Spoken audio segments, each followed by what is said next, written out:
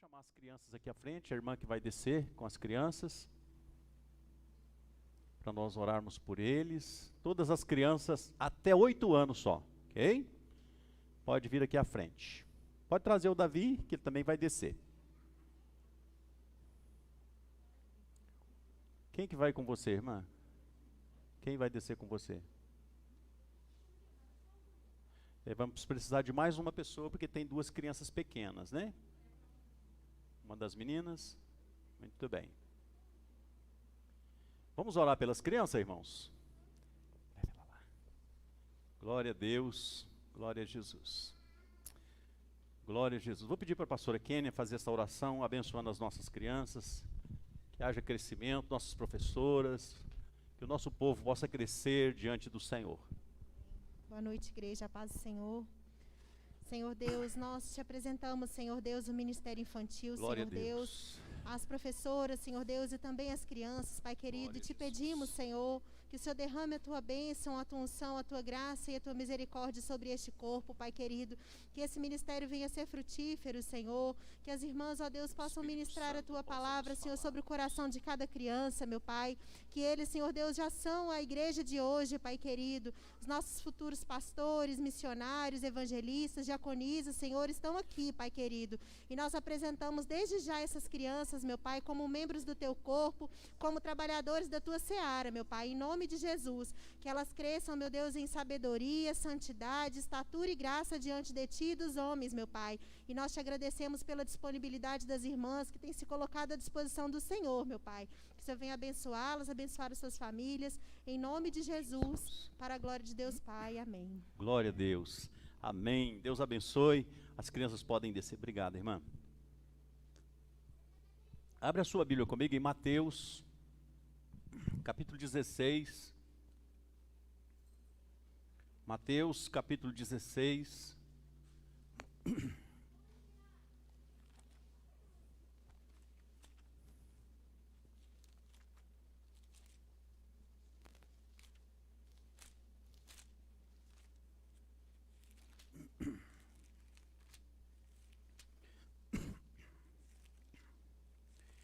Irmãos, havia uma possibilidade de realizarmos o batismo hoje, mas foi adiado para o próximo domingo, do próxima ceia, então nós vamos ter o batismo. Algumas pessoas estarão descendo as águas na próxima ceia, tá bom? Amém, glória a Deus, é isso mesmo. Capítulo 16, eu quero ler com vocês apenas 2 versículos, o versículo 24 e o versículo 25. Diz assim a palavra de Deus. Então disse Jesus aos seus discípulos: se alguém quiser vir após mim, renuncie-se a si mesmo, tome a sua cruz e siga-me. Porque aquele que quiser salvar a sua vida, perdê-la-á. E quem perder a sua vida por amor de mim, achá-la-á. Queira Deus abençoar a sua palavra no nosso coração. Os irmãos podem se sentar no nome de Jesus Cristo de Nazaré. Irmãos, hoje eu vou pregar talvez a mensagem que eu mais amo pregar. Nesses um pouco mais, um pouco menos de 40 anos de ministério, a mensagem que eu mais amo pregar é a mensagem da cruz. Porque a mensagem da cruz, diz a Bíblia, que para muitas pessoas ela é loucura. Mas para nós que somos salvos, disse Paulo, ela é o poder de Deus para a salvação de todo aquele que crê. Então, se você crê, a mensagem da cruz, ela é poder de Deus.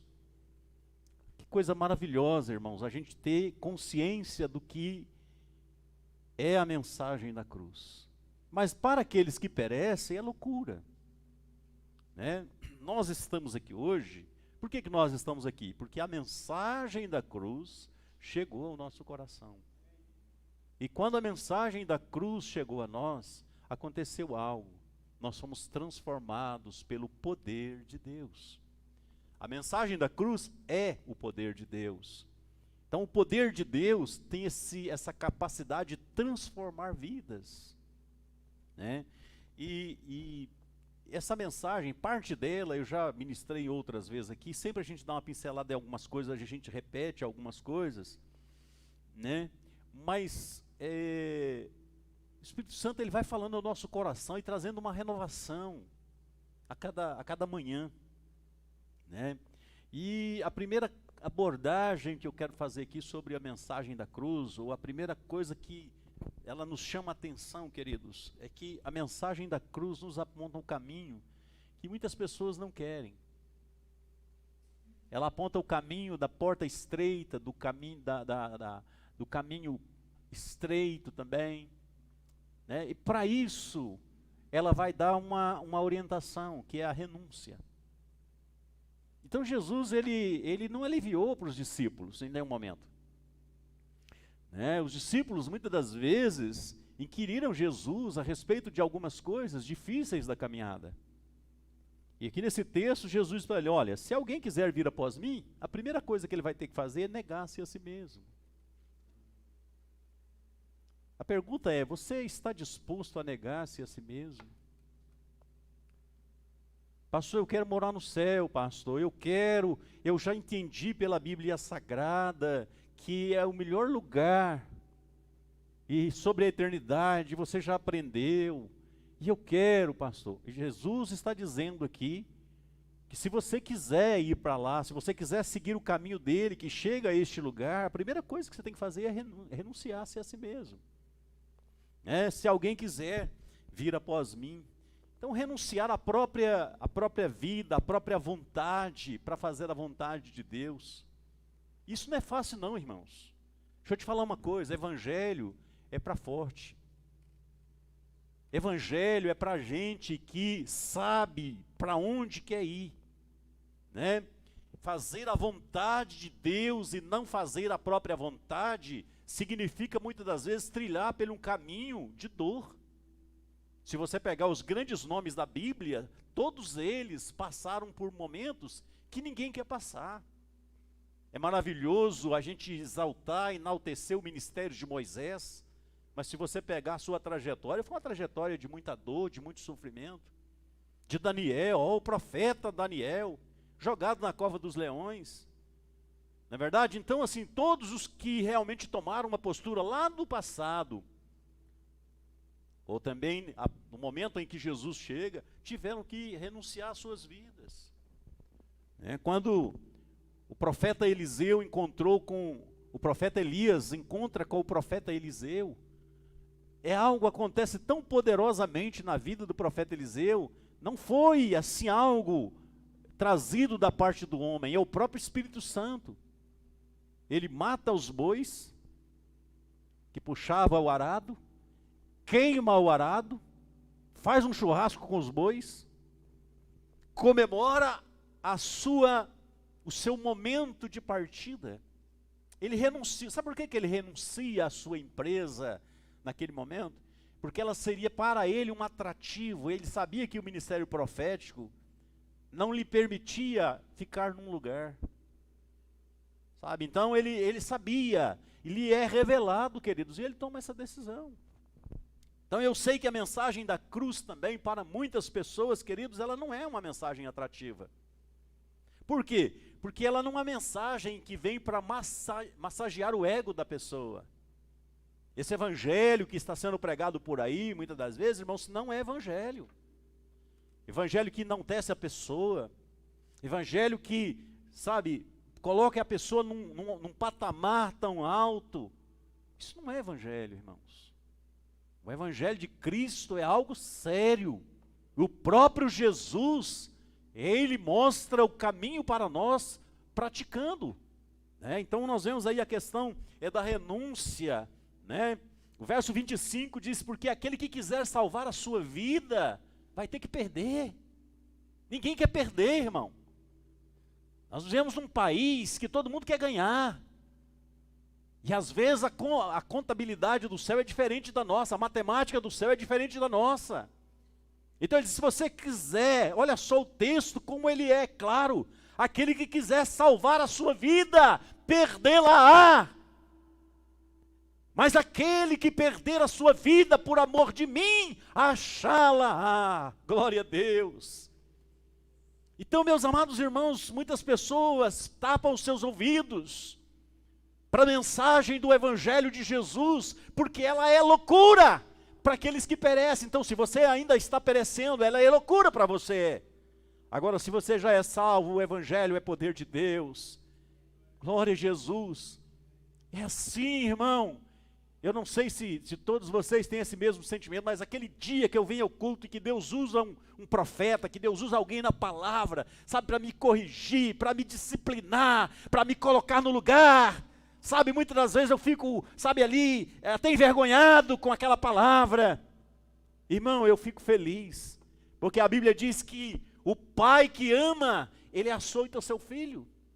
Então, se em algum momento crente é assim, ele entende que se a vara está chegando é porque há um amor muito grande envolvido nisso. Deus não te quer na prática mundana, Deus te quer vivendo uma vida diferenciada. Então é isso que a palavra de Deus diz: quem perder a sua vida, vai ganhar ela de volta. Aleluia. É por isso que quando você entende a revelação, você abre mão. Quando você entende, quando a revelação chega na sua plenitude, você não tem dificuldade com a renúncia. A mensagem da cruz, queridos, não é aceita por muitas pessoas, porque ela exige renúncia. Sabe, ela diz que o homem carnal tem que morrer, para que o homem espiritual possa surgir. E tem gente que não quer continuar. Aliás, tem gente que quer continuar na vida velha. Sabe, a Bíblia diz que nós devemos estar crucificados com Cristo. O dia que você desce da cruz, meu irmão, você já desce muitos degraus. Você já está indo para um lugar terrível. Então, meus amados irmãos, ela é muito clara para nós. Aliás, querido, deixa eu te falar uma coisa: se você não se enquadra em 2 Coríntios 5,17, se você não se enquadra lá, você precisa questionar se de fato você é cristão. Nós estamos dando o discipulado, eu amo dar o discipulado porque ela fala dessa base da fé. Sabe, lá diz que se alguém está em Cristo, ele é nova criatura. Duas coisas são apresentadas: as coisas velhas passaram, coisas novas se fizeram. Se você vive na prática das coisas velhas, significa que você não nasceu para Cristo, significa que você não é um seguidor de Jesus Cristo. E isso é muito sério, meus amados irmãos. Eu quero Jesus, eu amo Jesus, mas eu amo o mundo. É impossível, a Bíblia diz que aquele que ama o mundo, o amor do Pai não está nele. Você vai ter que renunciar ao mundo. Se você não renunciar ao mundo, você não pode ter o amor do Pai. Agora, se você não conhece, sabe, se você não conhece o conteúdo de 2 Coríntios 5,17, aí já é uma outra coisa. Sabe, se você, primeiro eu digo para a igreja, se você não se enquadra, você precisa repensar a sua fé, a sua profissão de fé. Agora, se você não conhece o conteúdo, sabe, provavelmente você ainda não conhece Jesus. Você não conhece Jesus. Eu não estou falando, irmão, do endereço lá, 2 Coríntios 5,17, não, estou falando do conteúdo pregado e anunciado.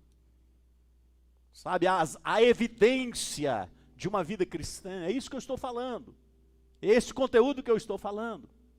Sabe, há uma possibilidade de que você não conhece Jesus.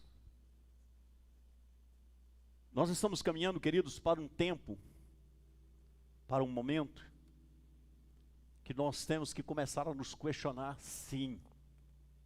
Nós pastores, nós obreiros,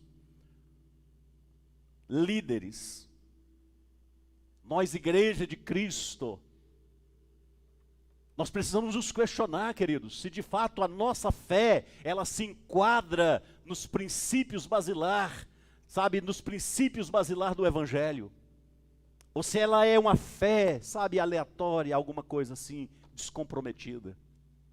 Então nós precisamos ter essa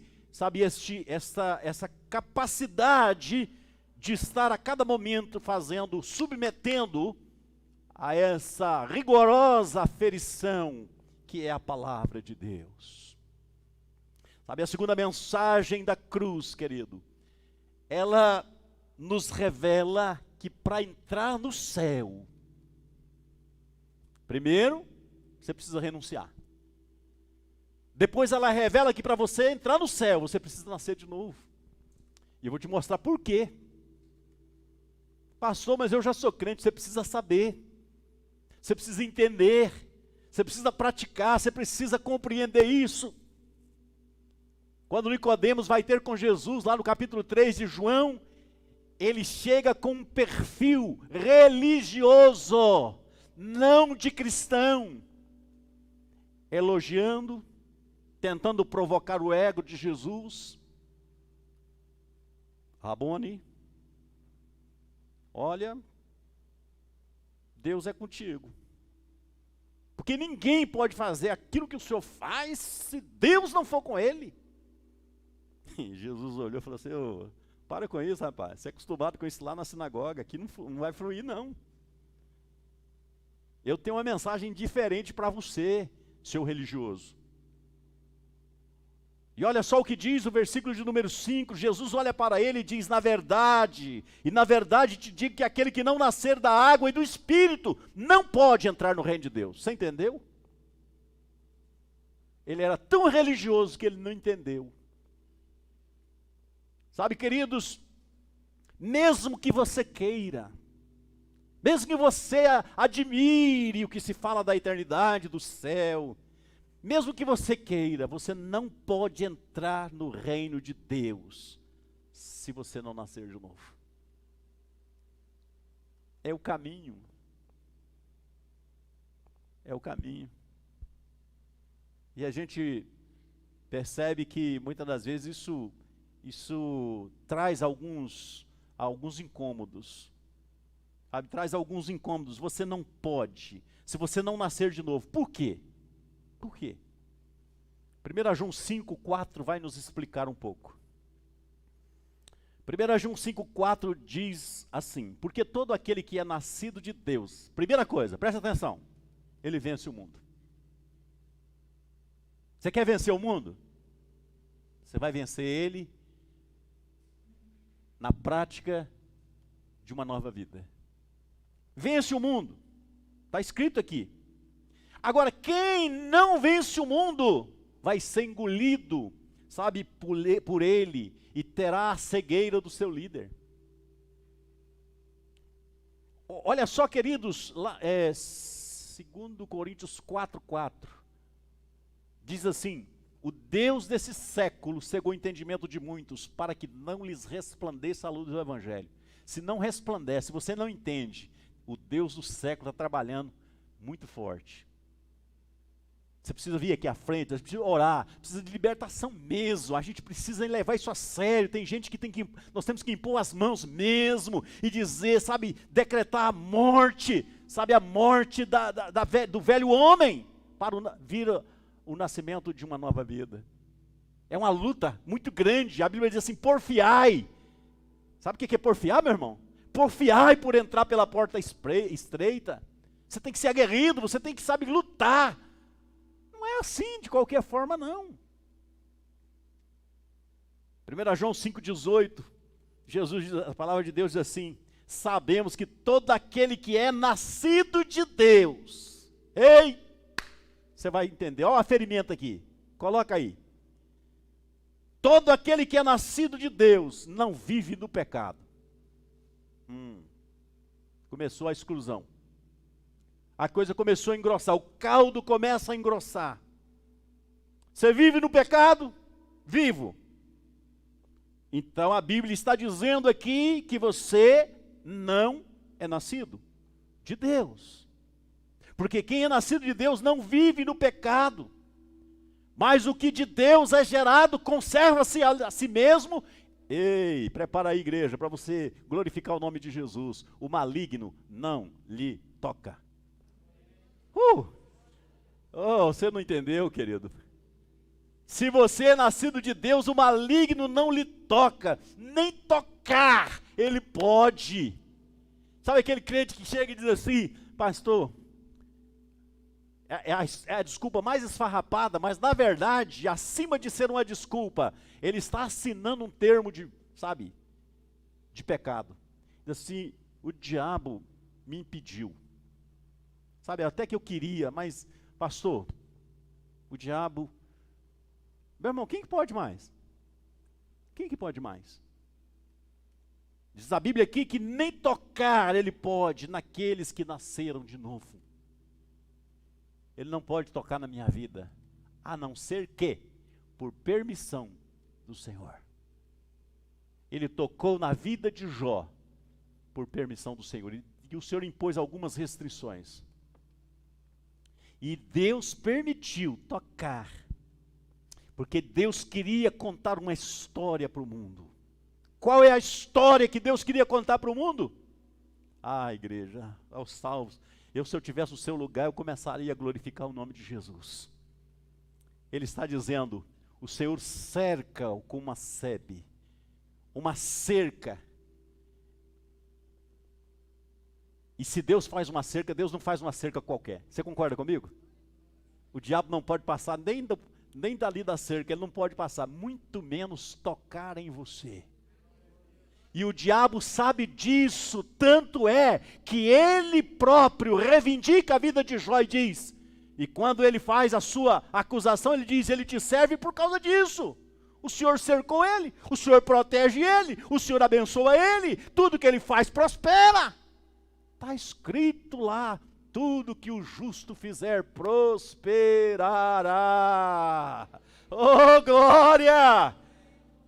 Meu irmão, se tiver alguma coisa fora dessa sintonia aí, é preciso parar, sabe? É preciso parar e tentar alinhar novamente. É muito sério quando nós conhecemos a revelação da palavra de Deus. Se tem alguém aqui que é nascido de novo, gerado de Deus, deveria se manifestar com essa promessa, se alegrar com essa promessa. Sua família está cercada, meu irmão. Glória a Deus. Oh, ele está rugindo como leão. Ele vai ficar rugindo a noite toda, o mês todo, o ano todo, e ele vai ficar rugindo, mas ele não vai poder atravessar a cerca, ele não vai poder tocar em você, porque você é de Deus. É isso que a Bíblia está dizendo para mim. É isso que a palavra do Senhor está dizendo para mim. Aleluia. Que promessa maravilhosa. O maligno não pode lhe tocar. Meu Deus. Meu Deus. Você entendeu por que o diabo tem raiva da igreja verdadeira? Ele faz de tudo. Porque a igreja verdadeira de Cristo, os salvos em Cristo Jesus, tem um tratamento diferenciado nesse mundo. Amém? Se faltar carne, ele manda codornizes. Se faltar pão, ele manda maná. Se estiver enfermo, ele diz assim: pode pôr a mão que eu vou curar. Eu estou debaixo dessa promessa. Eu estou debaixo dessa promessa. Sabe, mas a terceira mensagem que a cruz traz, de uma forma muito forte para nós, queridos, e a gente precisa compreender, é que a obediência tem que ter primazia nas nossas vidas. Sabe, ela nos aponta o caminho da obediência. Lá em Filipenses 2:7, foi a primeira coisa que o nosso mestre Jesus fez: despiu-se. A Bíblia diz que ele esvaziou-se da sua glória, toma a forma de servo, fazendo-se semelhante aos homens. Por quê, irmão? Todo mundo quer ser super-homem, todo mundo quer ser melhor do que o outro, todo mundo quer se cercar de alguma coisa, de algum poder para, sabe, sobressair. Jesus faz o contrário. O Deus Todo-Poderoso, Onipotente, Criador dos céus e da terra, Senhor de tudo, Ele abre mão de tudo isso, esvazia-se e diz: você é igual a você, Samuel. Por que Jesus fez isso, irmão? quando ele faz isso, ele bota um desafio para mim. Ele diz assim: se eu consigo vencer sendo homem, você também consegue vencer sendo homem. Amém? Vocês estão entendendo? Então é isso aqui, a Bíblia diz que ele toma forma de servo, faz-se semelhante aos homens. E o verso 8 dizia: achando-se na forma de homem, humilhou-se a si mesmo, sendo obediente até a morte, e morte de cruz. Não tinha outra forma de Jesus atravessar, chegar do outro lado, se não fosse pela obediência. E a gente entende isso nas falas de Jesus. Como homem, Jesus sentiu um cansaço, Jesus sentiu dor profunda, Jesus sentiu chegar no limite. Irmão, quando ele diz: Pai, se for possível, afasta de mim este cálice, ele está dizendo: como homem, eu cheguei no meu limite. Mas quando você chega no limite, debaixo da obediência, você conta com a provisão. Ele diz assim: todavia não seja feita a minha vontade, mas a tua vontade. Aleluia! Agora, sabe, você vai ver como que as coisas funcionam. E Deus começa, sabe, a fazer, sabe, aquilo que ninguém poderia imaginar. Sabe, Deus começa a incomodar sacerdotes, Deus começa a incomodar os religiosos, Deus começa a incomodar todo mundo, inflama, o mundo fica inflamado com a presença dele. E quando Jesus morre, é como se o mundo tivesse vencido, é como o inferno tivesse vencido. Mas ao terceiro dia Jesus ressuscita de dentre os mortos, vitorioso. Glória a Jesus. Meu irmão, deixa eu te falar, você é especial sim, mas você é especial porque Deus está em você. Você é especial sim, porque você renunciou-se a si mesmo para viver a vontade de Deus e não a sua vontade. Você é especial quando você entende e você trilha esse caminho da obediência. Jesus é a maior referência para mim. É Jesus. Jesus Cristo de Nazaré. Paulo fala isso lá em Romanos 16, 25. Paulo diz assim: ora, aquele que é poderoso para vos confirmar segundo o meu evangelho e a pregação de Jesus Cristo, conforme a revelação do mistério, que desde os tempos eternos esteve oculto. Verso 26. Segura aí, meu irmão. Eu não sei como que você reage à profecia da palavra. Mas o verso 26, que ele diz assim: mas que ele, quando se manifestou agora, e se notificou pelas escrituras dos profetas, segundo o mandamento do Deus eterno, a todas as nações, para a obediência da fé. Obediência da fé. O que Deus espera de mim e de você é que sejamos obedientes. Obedientes. Nada mais. O que estava oculto foi revelado, queridos, a todas as nações, para a obediência da fé. Ele vem dando o exemplo da obediência. Passa por todo o deserto, sem deixar uma mancha, uma falha. Se Jesus, o nosso mestre, o nosso Senhor Jesus, pôde manter-se fiel até a morte, eu também posso. Aos nascidos de novo também podem. Se você está em Cristo, você também pode. Sabe, queridos, 1 Pedro 1,2 diz assim: fomos eleitos segundo a presciência de Deus Pai, em santificação do Espírito, para a obediência e a aspersão do sangue de Jesus. Jesus. Irmãos, o caminho da cruz é tão maravilhoso. Tenho algumas coisas que não dá, sabe, mas o Espírito Santo me incomoda para falar, sabe? Não está no meu script, mas o Espírito Santo me incomoda a falar. Queridos, uma das coisas que o mundo, nem os discípulos conseguiram entender lá no princípio, foi quando Jesus ensinou a oração do Pai Nosso. Alguns achou que era para fazer uma repetição o resto da vida. Pai Nosso que és santificado.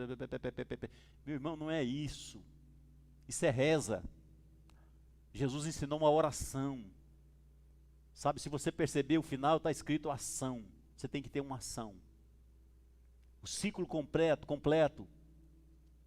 E aí, sabe, queridos, chega num momento que Jesus tem tantas coisas, mas eu quero pensar aqui. Jesus assim, perdoa-nos, assim como nós perdoamos aos nossos devedores. O escritor aos Hebreus, e eu não me lembro agora o versículo, querido, eu posso depois pegar para você, não consigo lembrar, tentei puxar aqui na mente, aqui não me lembrei, aos leitores aí, se quiser puxar aí no celular, né, e me ajudar, tá na carta aos Hebreus, ele diz assim, ninguém vos prive da graça de Deus, ninguém, raiz de amargura, tomando conta de vossos corações, sabe, a amargura, ela priva alguém da plenitude da graça de Deus. Eu estava vendo uma mensagem de Pão Yon Show, e meus irmãos, Deus falou tanto comigo, ele faleceu agora recentemente, deixou uma série de falas, de mensagens, né? E nenhuma delas, ele diz que nos seus 20 anos de aconselhamento pastoral, ele descobriu alguns pecados que impedem as pessoas de serem curadas. Porque ele começou a questionar por que no meio da igreja, dos salvos, tem pessoas que não conseguem ser curadas. E a gente arruma tanta coisa para justificar isso. E aí eu vi um homem do gabarito de Pão Yon Show, a gente começa a ficar pensando, meu Deus, alguma coisa precisa mudar nas nossas vidas. E um dos primeiros pecados que ele diz, ele usa uma linguagem diferente, tá? Mas ele diz, é a falta de liberação de perdão, a falta de perdão. Tanto você sentir perdoado, né? Se perdoar e perdoar as outras pessoas. Né? Eu vi um outro videozinho essa semana de um pastor que estava pregando e ele orando, todas as pessoas que estavam lá, né, as pessoas sendo curadas. Quem que não quer ser curado, irmão? Eu sei que tem pessoas aqui, nossa igreja é pequena, tem pessoas aqui dentro que quer ser curado. E está lutando por ser curado. E é uma frustração quando o pastor ora, um é curado, o outro é curado e o outro não é curado. Não, é verdade ou não é? Não fica uma frustração? E aquele pastor teve uma coragem enorme. É engraçado, quando você começa a ver uma coisa, parece que tudo vai chegando, tudo naquela informação, o Espírito Santo vai incomodando. Isso aqui está fora do meu script, mas Deus queima o meu coração para falar isso aqui nessa noite. Ninguém vos prive da graça de Deus.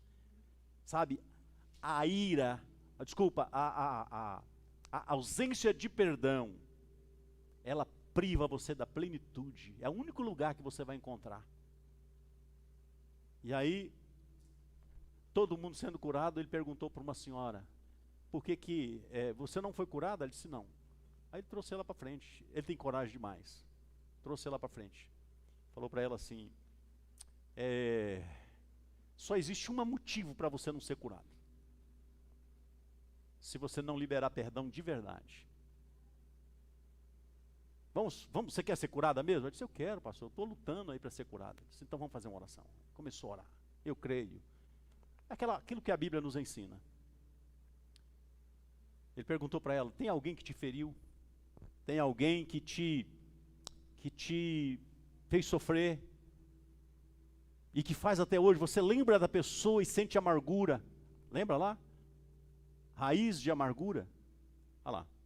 Raiz de amargura, brote causando perturbação, contaminando. Ela disse, tem. Mas é muito sofrimento, faz eu sofrer até hoje. Mas você vai ser curada. Aí começou a fazer a oração. Vai repetindo comigo.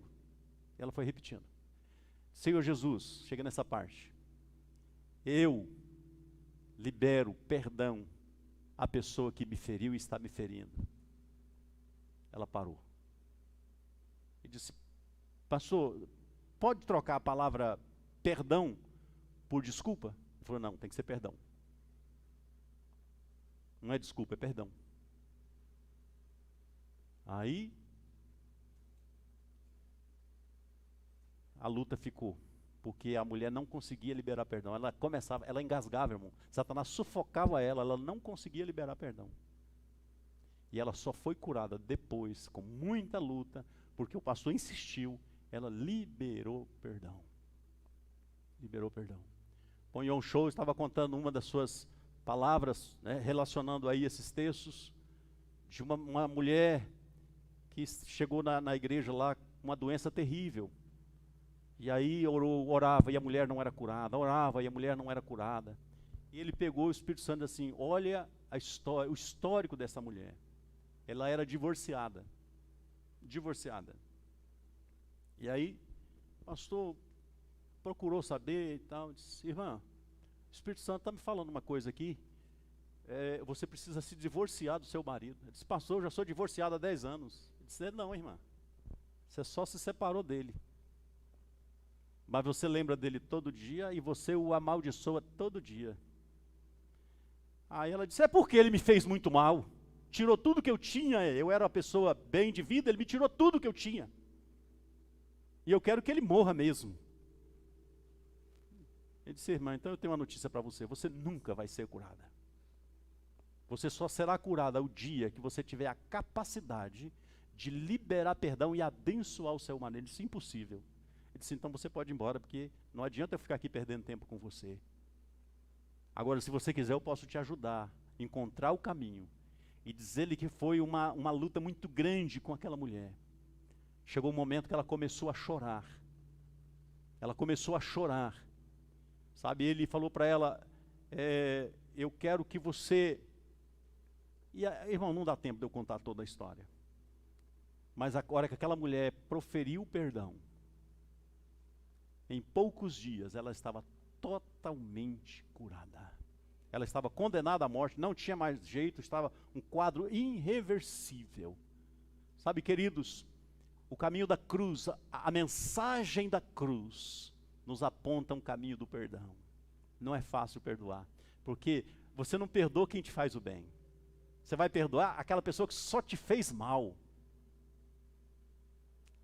E tem muita gente que vai chegar à sua velhice doente, enfermo e com problema, porque não absorve a mensagem da cruz na íntegra.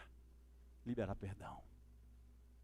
Quando eles bateram Jesus, quando eles, fizeram aquele mal para Jesus, o que Jesus disse? Pai, mete fogo neles, sapeca eles. Foi isso que Jesus fez?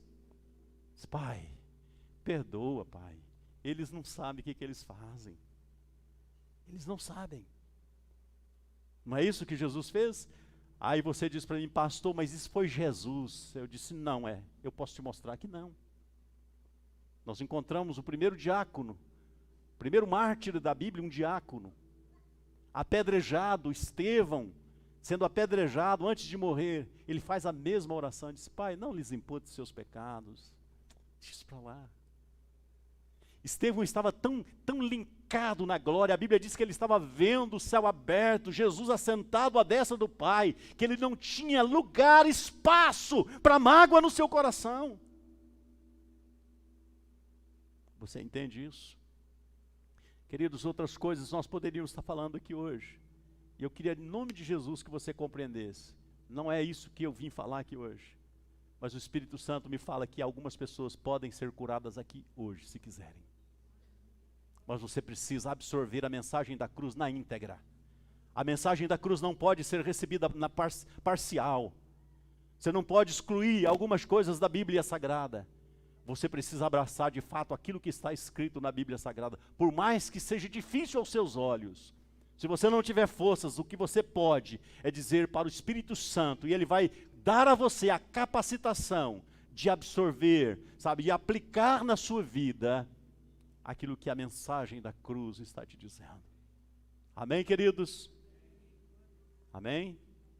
Se der tempo, eu acredito que vai dar, mesmo que não dê tempo, durante a reunião aqui, a hora que encerrar, eu vou ficar aqui na frente. Porque isso vai ter que partir de você. Não adianta eu ficar aqui com conversa, você não vai acontecer. Mas se você, essa abordagem, sabe? Para falar sobre esse assunto aqui. Se tocou em você, eu te daria um conselho: seja inteligente. Seja inteligente. Uma outra coisa, querido, mude a perspectiva de vida. Sabe, você precisa ver. A Bíblia diz, meu Deus do céu, eu vou sair fora de novo. Eu vou sair fora de novo, mas vou sair com prazer, porque a Bíblia diz, está escrito na palavra de Deus, que todas as coisas contribuem para o bem daqueles que amam a Deus. Você ama a Deus?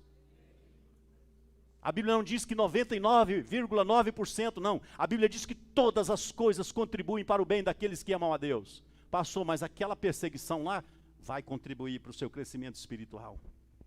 Você está com um problema, isso vai contribuir, Deus vai transformar isso. Sabe, é preciso mudar a perspectiva da nossa fé. E eu vou contar a última história que mexeu muito com o meu coração. O Yong Show estava cansado já, e era o último culto, né? Parece que seria a 4ª mensagem que ele ia pregar naquele dia, muito cansado. O telefone tocou, e era do hospital, um pronto-socorro. O nosso João 23, por exemplo, todo mundo conhece nas proximidades de Seul, todo mundo conhece Pong Yong Show. E alguém que conhecia ele ligou para ele e disse: pastor, você tem uma ovelha que está aqui, e ele está morrendo, sofreu um acidente, e ele vai morrer. Eu vou segurar ele aqui, o senhor quer que eu faça o quê? Porque nós não podemos fazer mais nada, ele está muito machucado. E envolvia outras coisas, porque ele tinha um táxi, a questão do taxista lá, tem multas pesadíssimas, se alguém morrer, né? Aliás, ele estava num táxi, não era dele o táxi, ele estava num táxi. Se ele morre ali, o dono do táxi tinha uma complicação terrível com a justiça. Todo mundo já sabe como é o procedimento na Coreia. O pastor disse: olha, deixa eu terminar o culto aqui. Que tranquilidade para fazer isso, irmão. Eu ficaria desesperado, não conseguia pregar. Sabia que eu tenho uma ovelha lá e está morrendo, e se eu pudesse fazer alguma coisa. Ele falou: eu vou terminar o culto. Terminou o culto e foi para lá. Chegou lá, o médico falou: pastor, o senhor pode entrar, mas ele está em coma já. Nós tivemos que aplicar nele aqui um sedativo muito forte, porque não tem jeito, a situação dele é gravíssima. Ele disse: me dá um tempinho aqui sozinho? Ele disse: pode. Ele ajoelhou e disse: Deus, me dá 5 minutos com minha ovelha, e eu vou tentar mudar a história desse homem. Deus, em nome de Jesus, ele está nessa situação, traz ele para mim 5 minutos. Eu quero dizer para ele uma coisa que pode mudar a história dele. E o homem voltou e disse: ué, pastor, o que o senhor está fazendo aqui? O que está acontecendo se você sofreu um acidente? Ai, meu Deus, calma, calma. Quando ele olhou a situação dele, ele disse: pastor, eu vou morrer, pastor. Eu vou morrer.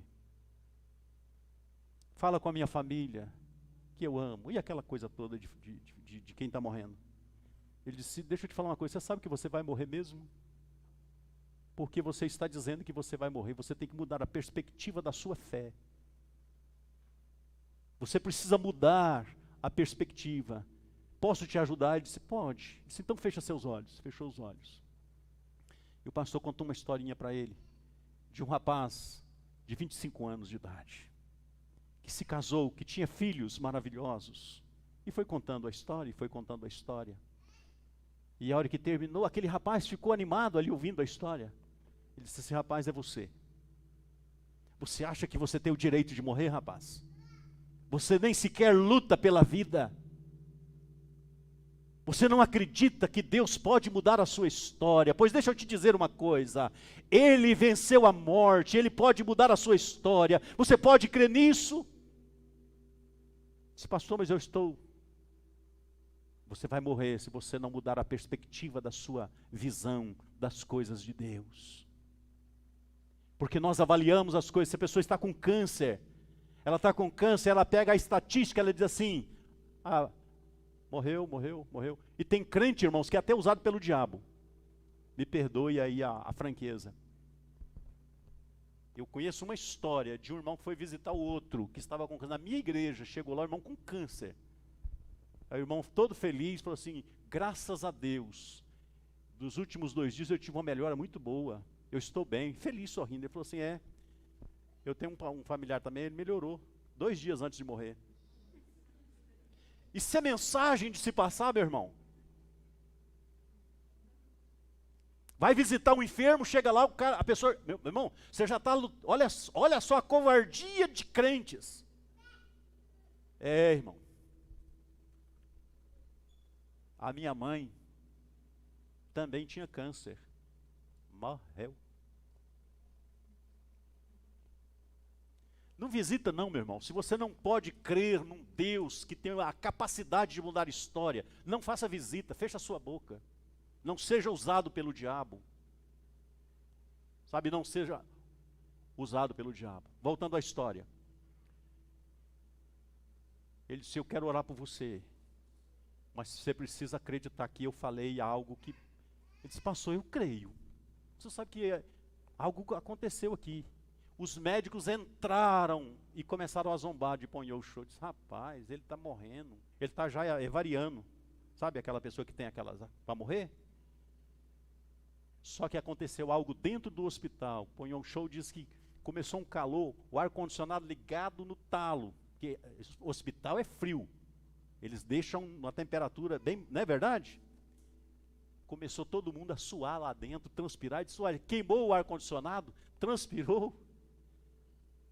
Ponhou Show disse, não, esse é o fogo do Espírito Santo que está fazendo uma coisa aqui que vocês não creem, mas ele crê agora. Ele não cria até agora há pouco, mas ele crê. Isso é o fogo do Espírito Santo fazendo uma obra aqui neste lugar. Uma semana depois, o rapaz saiu daquele lugar e foi para casa andando com suas próprias pernas, com seus próprios pés. E você nem aplaudiu a Jesus Cristo.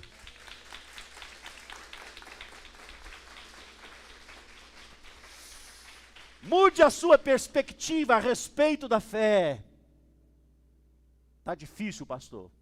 Pois eu quero te dizer uma coisa. Nada é impossível para aquele que crê. Está na minha Bíblia. E eu creio na literalidade, do jeito que está escrito. A Bíblia diz que todas as coisas é possível àquele que crê. Não está acontecendo? Procure saber o porquê. Senta comigo, a gente conversa. Eu te ajudo você a vencer as suas lutas. Mas se você não se posicionar, você vai viver uma vida toda aqui na igreja. Vai ser dizimista, vai ser ofertante, vai ser até um bom crente, um bom amigo, mas você não vai desfrutar da plenitude do Evangelho. Ou você aceita a plenitude dos seus ensinamentos para receber a plenitude das suas promessas, ou você vai viver de uma forma diferente. Sabe, queridos, para encerrar aqui, meu Deus, não dá tempo.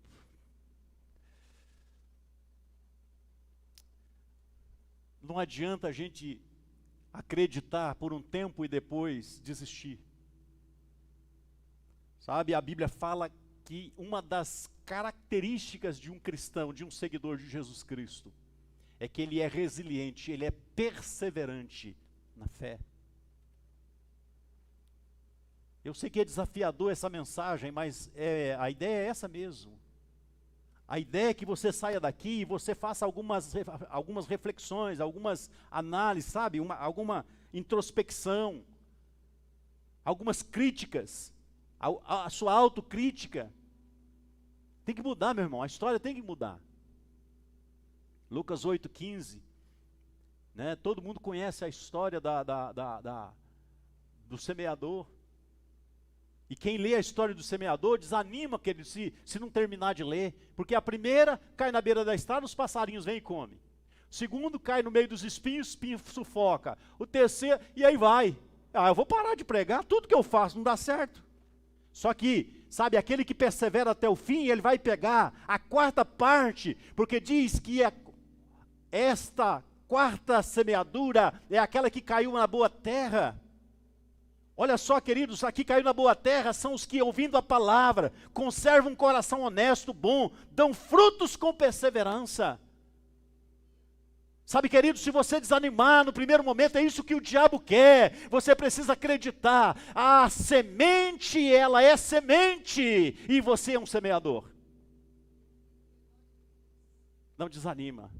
Tem terra boa por aí, que vai recepcionar essa palavra. Quem perseverar até o fim, diz a Bíblia, receberá a coroa da vida.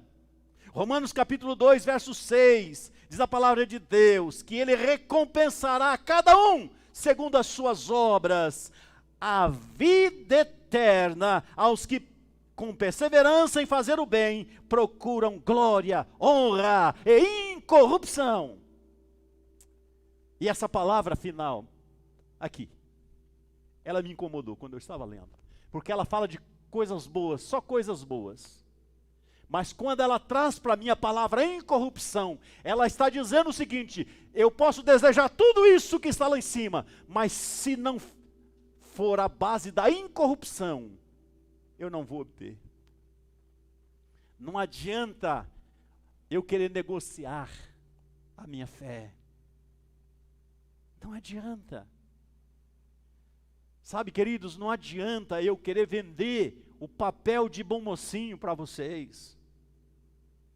Não adianta você querer fazer isso para você ter ibope. Não adianta. Não adianta. Vai chegar o momento do arrebatamento, vai chegar o momento em que você será recolhido. Sabe, você vai ter que se apresentar diante de Deus, e a leitura que vai ser feita não é a leitura daquilo que eu aparento ser, mas é aquilo que de fato eu sou em Cristo Jesus, o meu Senhor.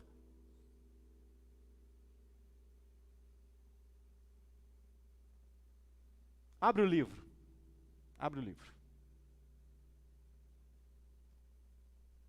Seu nome é Lucas? Sou, Senhor. Onde você congregou? Igreja Batista Nacional Fonte Grande. O fato dele congregar na Batista Nacional Fonte Grande não dá a ele o direito de entrar. Você entende isso? Aliás, Deus nem vai perguntar isso. Deus vai olhar e olhar para o livro. Lucas, seu nome está aqui. Aleluia. Seu nome está aqui, Lucas. Para cá, meu filho. Mas vai ter um pregador lá no meio lá, que vai começar a gritar, e vai dizer: eu sou pregador, eu até curei enfermos, mas seu nome não está aqui. Você entende o que eu estou dizendo? Tudo que o Senhor nos promete, tem que estar fundamentado aqui. Uma vida digna. Uma vida respaldada na palavra viva do nosso Deus. Quem te condenará? Quem? Nós vamos tomar a ceia do Senhor agora.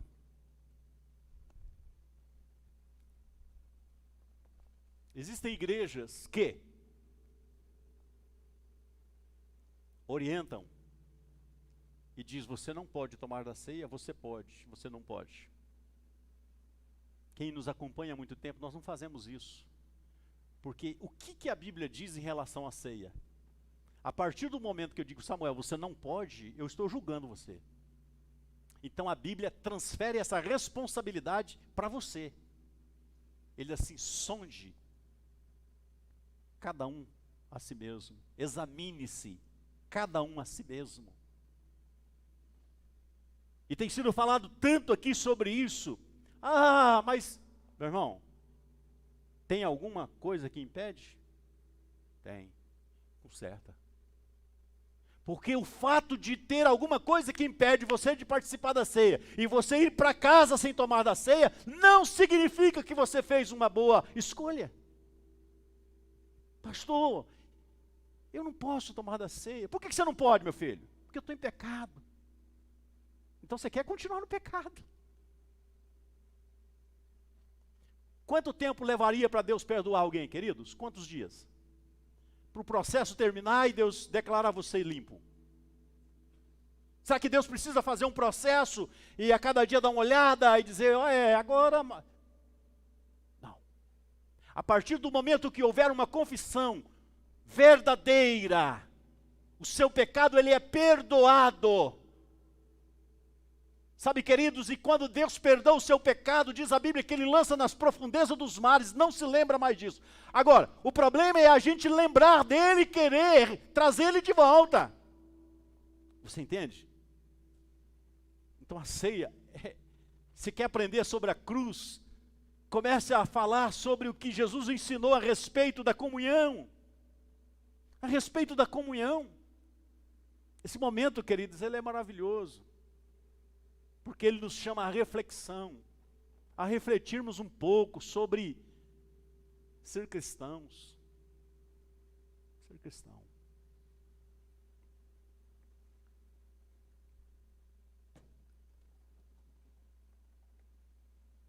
Eu já contei aqui essa história, vou contar de novo, para encerrar. Eu tinha 2 ovelhas, entre outras, né? Um se chamava Sansão e o outro se chamava Adalberto. O Adalberto é vivo ainda. Sofreu um infarto terrível, mas estava do lado do hospital, estava num casamento em Curitiba, sofreu um infarto agora, foi socorrido. O Sansão morreu, mendigo de rua.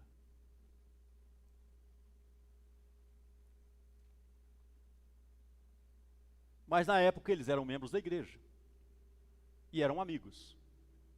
Mas por algum motivo lá, eu não sei se por causa exatamente do que, eu não sei, se enganfiaram, se maltrataram, se agrediram com palavras, sabe?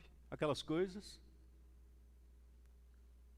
E o meu pastor, que eu sempre falo com muito carinho, vou ver ele agora em outubro, o pastor Davi estava celebrando essa ceia, eu não estava presente. O pastor disse, não conseguia terminar. Sabe quando o pastor quer encerrar? Vamos fazer, vamos terminar isso aqui, vamos. E o Espírito Santo segura você e leva você para um outro caminho. E o pastor não conseguia liberar o pessoal para comer, para tomar o suco. É porque lá tinha 2 homens, Sansão e Adalberto. Obrigado. O Adalberto na frente, como está o William aqui, e o Sansão lá atrás, como está o irmão Wilson. E o Sansão levantou na hora que o diácono passou e disse, se aquele vagabundo pegar a ceia, eu também pego, porque ele não é melhor do que eu. Safado.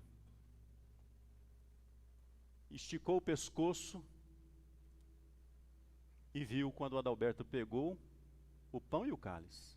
Ele disse, vagabundo, você acha que você pegou e eu não vou pegar? Olha a motivação do cara, irmão. Pegou também. Só que o pastor não liberava para comer e nem para beber. Isso são palavras do Sansão, tá, queridos? Eu não vi isso, não. Foi ele. Eu vi ele contar essa história muitas vezes. Ele disse que quando olhava na mão, disse que aquele pão, ele tinha a impressão que aquele pão cresceu e virou uma broa muito grande na mão dele. Ele olhava e disse, isso não passa na goela. Glória a Deus que o pastor não libera para comer, porque se liberar eu estou lascado. E ele ficou lá, e o pastor disse, ô irmãos, talvez, quem sabe, tem alguém aqui que precisa de um conserto. Conserta. Aí o Sansão também tinha esse lado muito bom na época. O Sansão disse, sou eu, pastor, que estou atrapalhando essa reunião todinha aqui. Eu estou obrigado com esse irmão que está aí na frente. E aí contou a história que eu já contei para você. Mas eu queria, em nome do Senhor Jesus, pedir perdão por irmão Adalberto. Adalberto, amado. Irmãos, eles se amavam. Eles se amavam. E eles se agarraram na frente lá da igreja. Eles choravam. E você imagina o que Deus fez nos demais corações. Houve um momento de, sabe, tremendo. Aqueles 2 irmãos ali se confraternizando, se perdoando, se amando. Aí quando terminou, ele olhou, o pão estava do tamanhozinho. Ele disse, glória a Deus, Senhor, que o Senhor diminuiu a minha broa. E participou da ceia. Quando o diabo entra, sabe, aquilo que seria uma bênção na sua vida, começa a ser algo terrível e tenebroso. A culpa vem, sabe, a angústia vem, a tristeza vem. Por quê? Porque está faltando um conserto. Faça isso. Se você se enquadrou na palavra que eu dei dos enfermos, querido, eu não trouxe, não é uma pregação que eu fiz sobre aquilo. Eu trouxe, resolvi, aconteceu. Mas eu creio que parece que tem pessoas aqui que podem ser curadas ainda hoje. Mas vai ter que vai ter que sair, sabe, do pedestal, vai ter que dizer: Jesus, eu tenho até raiva desse irmão, mas eu estou agora decidido a perdoar o irmão, abençoar o irmão. E que você vai começar a orar pelo irmão. Não chama o irmão de desgraçado, chama o irmão de bênção. Porque o meu irmão menor, o outro chamou ele de cavalo. E ele ficou muito irado com essa palavra. Ele falou, sabe, ele ficou querendo matar o outro irmão. Meu irmão, meus irmãos. E aí, meu pai mandou todo mundo orar. De manhã, ele escalou. Você vai orar. Ele levantou, ele estava nervoso. Pequenininho assim, sabe? Abençoou o papai. Ele sabia aquela oração que a gente decora? E foi abençoando. Senhor.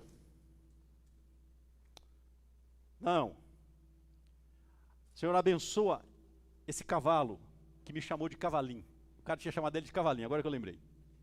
Abençoa esse cavalo, Senhor, que me chamou de cavalinho. Não faça isso, meu irmão. Não faça isso. Abençoa esse miserável, Senhor. Não, faz isso não. Senhor, abençoa este teu filho amado, Senhor. Eu estou com um problema ainda, mas eu quero te abençoar. Começa a abençoar ele, começa a orar por ele, começa a abençoar esse seu inimigo. A Bíblia diz: orai pelos que vos perseguem, abençoai os que vos maldizem. É a Bíblia, Evangelho da cruz. Você pode ter uma surpresa agradabilíssima ainda hoje. Quem crê nisso? Vamos colocar de pé. Quero convidar aqui à frente os diáconos, diaconisas que vão servir, por favor.